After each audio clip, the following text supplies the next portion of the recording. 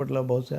అవును. యా సరే, ఏంటి బీఆర్ఎస్ జోష్ ఎట్ 25 వరంగల్ సభతో ధూమ్ధామ్ చేద్దామని చెప్పి ఆలోచనలో ఉన్నారట. అంటే చాలా రోజులుగా మాటల మాంత్రికుడు చాలా రోజులుగా మంత్రముగ్ధులను చేయట్లేదు. ఇప్పుడు ఈ 25 ఏళ్ళ తర్వాత అంటే దాదాపు 1.5 year అయింది ఆయన మాట్లాడక. ఏం మాట్లాడతారు, మాట్లాడినప్పుడు మతాబులు చిచ్చుబుట్లు ఏవే పేరుస్తారు, తర్వాత దిశానిర్దేశం ఏం జరుగుతుంది అనేది ఒకటి ఎదురు చూస్తున్నారు. పెద్ద ఈవెంట్గా చేసి అప్పుడు కూడా నేను ఒకసారి బహుశా ఎల్కుర్తి దగ్గర సభ జరిగినప్పుడు ఆ రోజు వరంగల్లో ఉన్నాను నేను. భారీగా జనాన్ని తీసుకొని వచ్చారు. అక్కడి నుంచి వాళ్ళు ఇది మొదలైంది ఆ ప్రాంతంలోనే. కాబట్టి వాళ్ళు కొంచెం సెంటిమెంటల్గా కూడా పెడుతున్నారు. రెండవది అంతకంతకు బీఆర్ఎస్ అంతర్గత వ్యవహారాల్లోనే ఉంది, లేదా రేవంత్ రెడ్డి దూకుడే ఉంది అంటున్నప్పుడు లేదు మేము కోలుకుంటున్నాము, మేలుకుంటున్నాము, అందరూ చాలా ఉత్సాహం చూపిస్తున్నారని వాళ్ళ పత్రిక చూస్తే మొత్తం ఇదే కనిపిస్తుంది మీకు.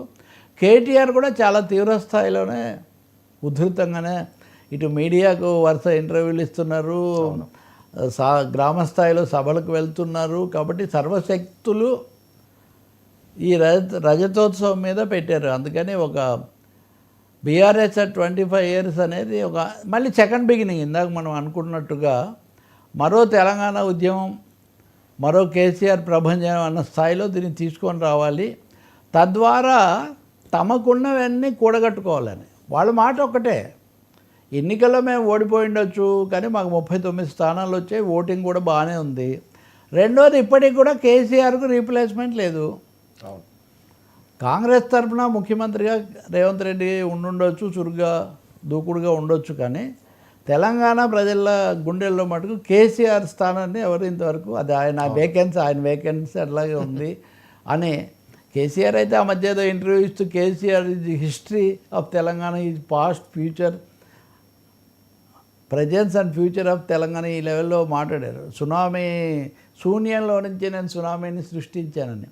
అంటే శూన్యంలో నుంచి సునామీని సృష్టించి తెలంగాణ ఇచ్చిన నాకు 10 ఏళ్ళు పాలించిన తర్వాత ఒకసారి ఓడిపోయిన తర్వాత ఏమవుతుంది, ఇవన్నీ కూడా లేనిపోని ఆయన భాషలో చెప్పాలంటే చిల్లర మాటలు తప్ప మాకేం అవ్వదని. అందుకని దీన్ని ఒక అకేషన్గా తీసుకొని రాజకీయంగా కొత్త ట్విస్ట్ ఇవ్వాలి. ఇంకోటి ఏమో దీని ద్వారా అటు వెళ్ళిన వాళ్ళని కూడా కొంతమంది అయినా వెనక్కి వస్తారని వాళ్ళు ఎక్స్పెక్ట్ చేస్తున్నారు.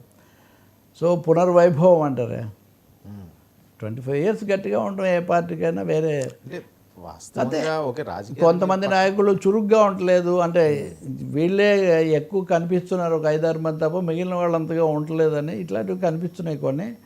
మరి బాధ్యతలు అప్పగించారో లేదో కానీ హరీష్ రావు ఈ సిల్వర్ జూబ్లీ దాంట్లో ఆయన కొంచెం తక్కువగా ఉన్నారు.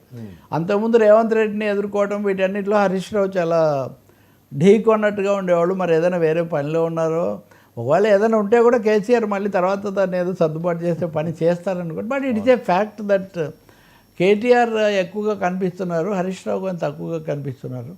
అది కూడా కవిత కనిపిస్తున్నారు.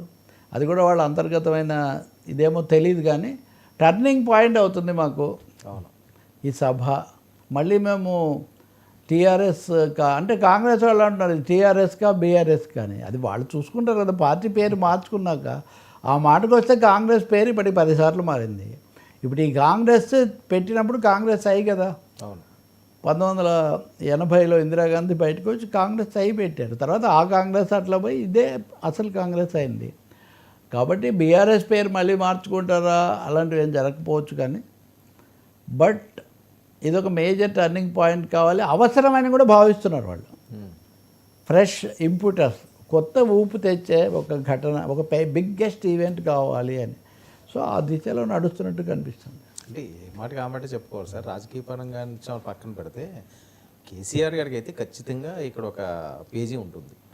తెలంగాణ ఉద్యమం, రాష్ట్రాన్ని సాధించుకోవడం ఖచ్చితంగానే ఉంటుంది, దాంట్లో సందేహం ఏముంది. ఆయన కొంత వ్యక్తిగతంగా వెళ్ళారు, ఏకపక్షంగా వెళ్ళారు అనేది ఆయన మీద ఉన్న ప్రధానమైన, ఇంత అందరూ ఆయన వెనకే ఉన్నా కానీ ఆయన అనవసరంగా కొంత పరిమితి చేసుకున్నారు అని దాన్ని చక్కదిద్దుకొని ఆ పెద్దరికంతో అందరినీ కలుపుకొని పోతే ఒకటి. రెండవది బీఆర్ఎస్ అనే యాంగిల్ అన్నట్టే ఇప్పుడు మళ్ళీ ఉదాహరణకు ఆంధ్ర తెలంగాణ అంశాలు ఎక్కువగా తేవడం ఇట్లాంటివి జరుగుతున్నాయి. ఈ విషయంలో కేసీఆర్ వ్యూహం ఎలా ఉంటుంది ఇది చూడాలి. ఒక దశలో నేను ఉద్యమం కోసం తీవ్రంగా మాట్లాడానన్నారు, తర్వాత మళ్ళీ కాలుతో ముళ్ళు తీస్తానన్నారు, పన్నుతో ముళ్ళు తీస్తా అన్నారు. తర్వాత ఏమవుతుంది ఇదే పార్టీలో అవసరం కొద్దీ ఎన్నికలు దగ్గర పడే కొద్దీ వీళ్ళతో సంబంధం లేకుండా కేంద్రం చేస్తున్న పనులు కూడా ఉన్నాయి. ఉదాహరణకి ఇప్పుడు పోలవరం ఎత్తు ఇక్కడే ఆపాలి అని కేంద్రం తీర్మానం చేసిందని ఈరోజు మనం పత్రికల్లో చూస్తున్నాం. అప్పుడు బ్యాక్ వాటర్స్ ఎఫెక్ట్ తగ్గుతుందని. రెండోది బనకచర్లలో ప్రైవేట్ ప్రాజెక్ట్ కడతానని చంద్రబాబు చెప్తుంటే ప్రైవేట్ అసలు ఆయన కట్టేదే ప్రైవేట్ అంట. ఇంతవరకు దేశంలో ఇదే first private project, irrigation project.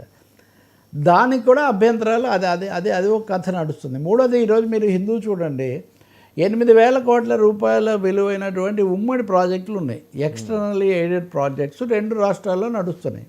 వీటి ఖర్చులు ఎలా భరించాలి? అన్నప్పుడు కేంద్రం చెప్తుంది కదా, అవి ఎక్కడ జరుగుతుంటే అక్కడ భరించాలి, అవి వాటి ప్రయోజనాలు ఏ ప్రాంతానికి పోతాయో ఆ ప్రాంతం భరించాలి అని చెప్తుంటే ఆంధ్రప్రదేశ్ ఏం మాట్లాడలేదు. తెలంగాణ ప్రభుత్వం మటుకు జనాభా నిష్పత్తిలో మిగిలినవి పంచుకున్నట్టు ఇవి కూడా పంచుకోవాలని వాళ్ళు అంటున్నారు. సో ఇలా అనేక అంశాల్లో ప్రస్తుతంగా ఉన్నాయి, తేడాలు ఉన్నాయి. వీటన్నిటి మీద బీఆర్ఎస్ ఎలాంటి వైఖరి తీసుకుంటుంది అన్నది కూడా మనం రేపటి సభలో, బీజేపీ మధ్యలో ఒకటి ఉంది. అవును, బీజేపీ కాంగ్రెస్ సభ బీఆర్ఎస్కు చూడలేదని చెప్తున్నప్పుడు ప్రతి ఒక్కరూ మిగిలిన ఇద్దరు ఒకటి అంటున్నారు. అవును, ఇప్పుడు మరి బీఆర్ఎస్ ఈ విషయంలో స్పష్టమైన వైఖరి ఏం చెప్తుంది అన్నది చూడాలి. Thank you.